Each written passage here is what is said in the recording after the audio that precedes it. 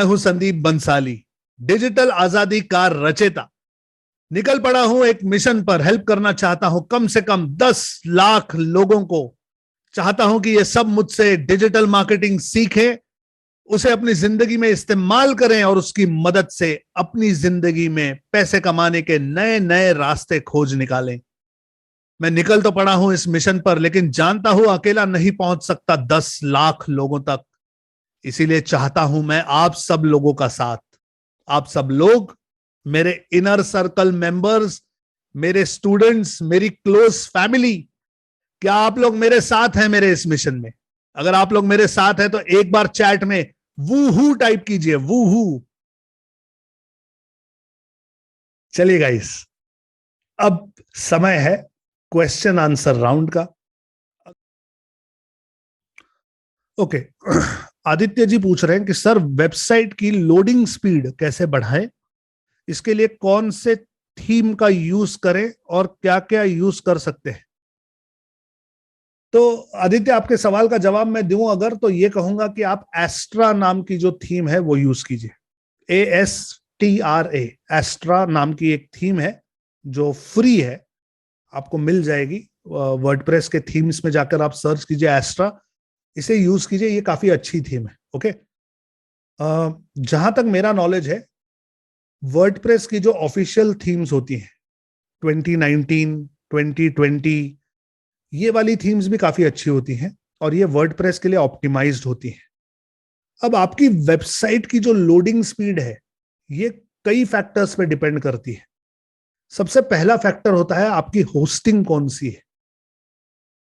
एक website same, सब कुछ सेम, कुछ भी उसमें डिफरेंस ना हो, अगर आप किसी नॉर्मल कंपनी की होस्टिंग में रखेंगे तो मानकर चलिए उसे लोड होने में 4 सेकंड लग रहे हैं। यही वेबसाइट को आप उठाकर WPX पे रख देंगे तो आपकी वेबसाइट 1 सेकंड में लोड होगी। एक सिर्फ एग्जांपल बता रहा हूं, मैं ये कह नहीं रहा हूं कि आप अपनी होस्टिंग चेंज कीजिए, लेकिन मैं बता रहा हूं कि होस्टिंग से स्पीड का डायरेक्ट कनेक्शन होता है। इसीलिए कुछ कंपनीज की होस्टिंग बहुत महंगी होती है, क्योंकि उनकी जो स्पीड है वो बहुत अच्छी होती है।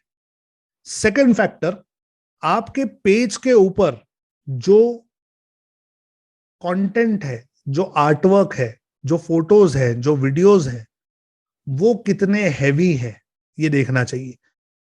अगर आप वेबसाइट के ऊपर फोटोग्राफ्स डाल रहे हैं तो यूजुअली आप उन्हें 60 से 70 KB के अंदर रखिए।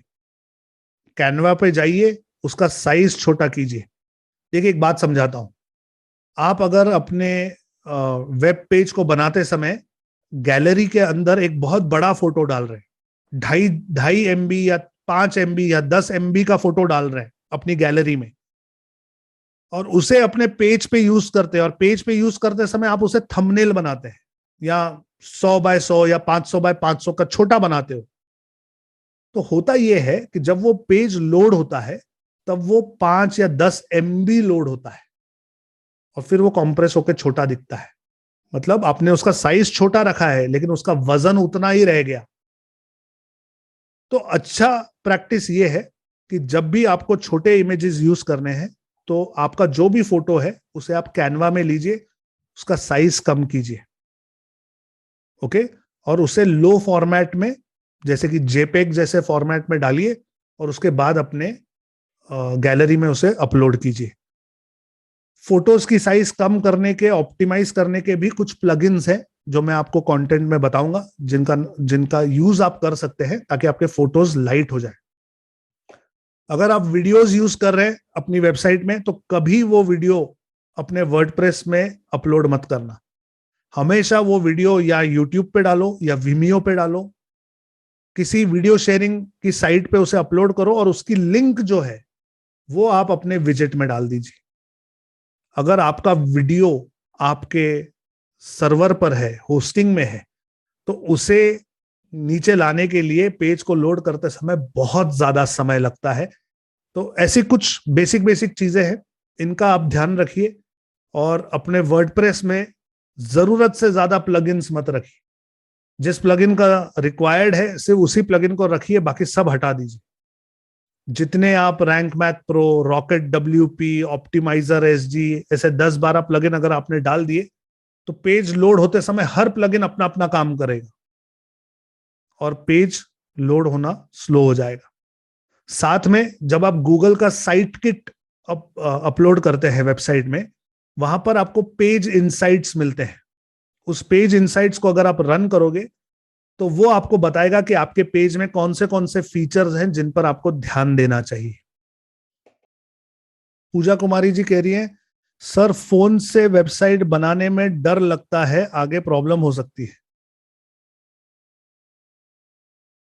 पूजा कुमारी जी, फोन से वेबसाइट मत बनाइए, आगे 100% प्रॉब्लम होंगी और आपकी सारी मेहनत पानी में चली जाएगी। मैं नहीं रेकमेंड करता कि मोबाइल से आप लैपटॉप वेबसाइट बनाइए। अपने मोबाइल से वेबसाइट मत बनाइए, ये मेरे क्लियर इंस्ट्रक्शंस हैं। ओके ओके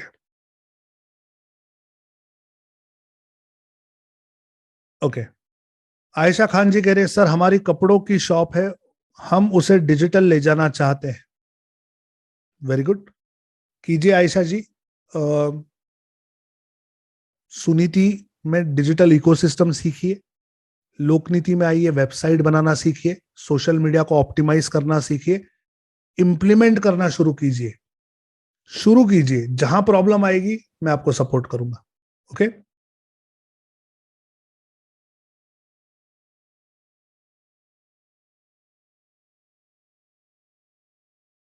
सबिया खान कह रही है, सर मैं अपने मोबाइल से ही अभी तक सीख रही हूं, वेबसाइट बनाने के लिए लैपटॉप या पीसी लगेगा क्या? सर उसके बिना नहीं होगा क्या, प्लीज बताइए सर। उसके बिना नहीं होगा सबिया जी। देखिए मैं एक बात समझाता हूँ। ये मोबाइल की जो स्क्रीन होती है ये करीबन 6 इंचेस की होती है, वो भी जिसका पूरा हो, जिसका छोटा हो उसकी और कम होती है।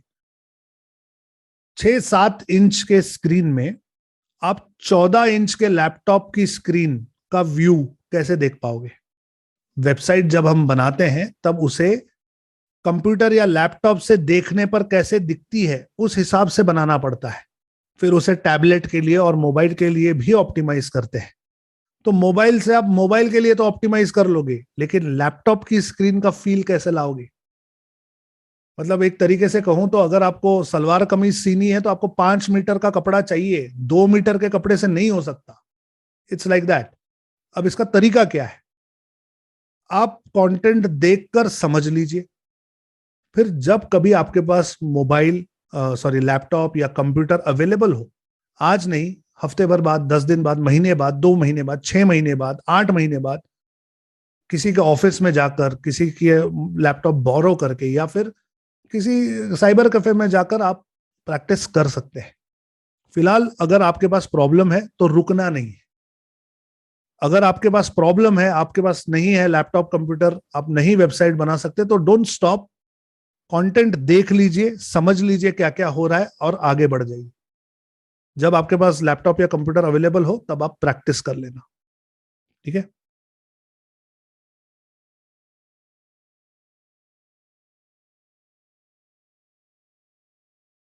वृषाली केने जी पूछ रही हैं कि सर चैनल पे एड्स कैसे लगाते हैं?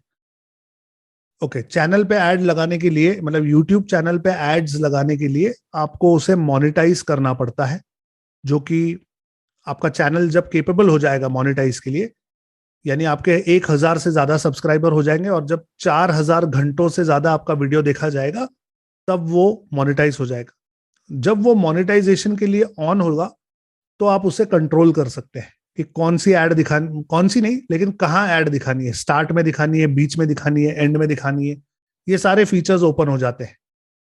मैंने आई थिंक लास्ट वीक और उसके एक हफ्ता पहले 2 वीडियोस डाले हैं मेरे चैनल पर यूट्यूब मोनेटाइजेशन पर।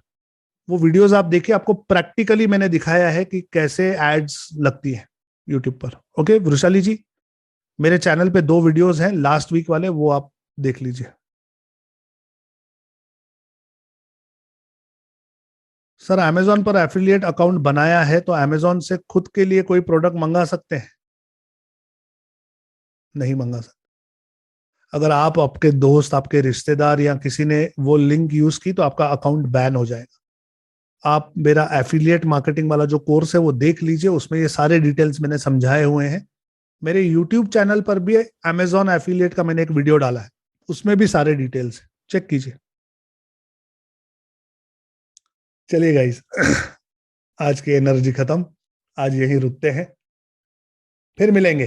तब तक के लिए साइन ऑफ कर रहा हूं गाइस। मैं हूं संदीप बंसाली, डिजिटल आजादी का रचयिता। मैं निकल पड़ा हूं इस मिशन पर, हेल्प करना चाहता हूं कम से कम 10 लाख लोगों को कि वो डिजिटल मार्केटिंग सीखे, अब इस्तेमाल भी करें और उसकी मदद से पैसे कमाना शुरू करें। तब तक के लिए जय हिंद।